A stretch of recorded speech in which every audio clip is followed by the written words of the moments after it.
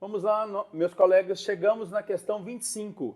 O tema dela é o Código Penal Militar. Mas existem alguns detalhes que eu preciso te mostrar. Vamos direto a ela. Veja como diz a questão. Com base nas previsões normativas do Decreto-Lei 1001, que é o Código Penal Militar, marque a alternativa correta. Então está tudo errado e eu vou salvar aí apenas uma dessas alternativas. Vamos à letra A.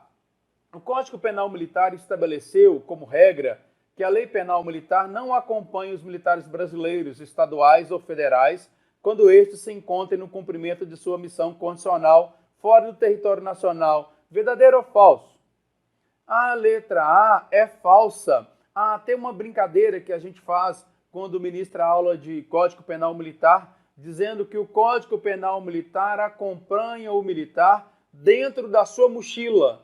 Como regra, onde o militar estiver, o Código Penal Militar o acompanhará, principalmente se ele estiver de serviço dentro do território nacional ou fora do território nacional, porque a regra, doutor e doutora, no Código Penal Militar é a aplicação do princípio da extraterritorialidade. Então, a Lei Penal Militar, como regra, vai se aplicar ainda que fora do território nacional, o que torna essa assertiva equivocada, porque nela está afastando o princípio da extraterritorialidade, que você pode buscar no Código Penal Militar, lá no artigo 7º. Então veja, o Código Penal Militar estabeleceu como regra que a Lei Penal Militar acompanhe os militares brasileiros, estaduais ou federais, quando eles se encontram no cumprimento de sua missão condicional fora do território nacional. Essa é a regra. É evidente que tem exceções para essa regra, como tratados e convenções internacionais, mas aqui a questão disse para nós, como regra, o Código Penal Militar acompanha os brasileiros, ainda que fora, os militares brasileiros, ainda que fora do território nacional, principalmente se eles estiverem aí no cumprimento de sua missão condicional, estão de serviço, atuando em razão da função, o Código Penal Militar vai acompanhá-los. Vamos ver a letra B.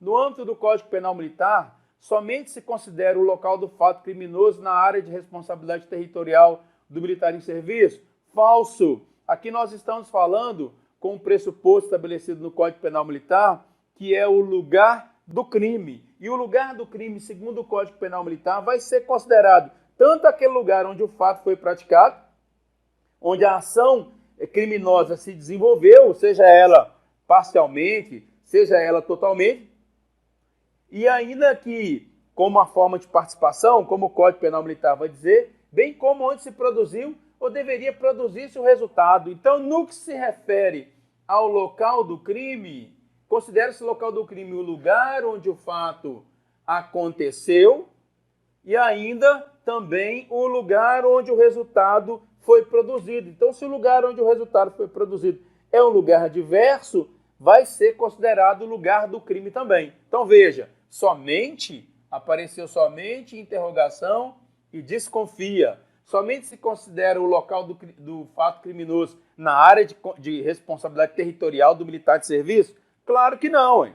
O lugar onde o fato foi praticado, bem como onde se produziu ou deveria produzir o resultado, tudo isso é lugar do crime para a caracterização dessa assertiva e transformá-la em uma assertiva equivocada. Você vai buscar isso lá no artigo 6º do Código Penal Militar. Onde se produziu, onde deveria produzir o resultado, também é lugar do crime. Aqui é falso.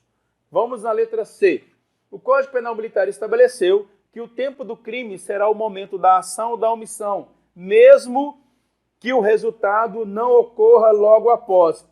Aqui o examinador fez apenas uma modificação na redação do Código Penal Militar, lá no artigo 5º.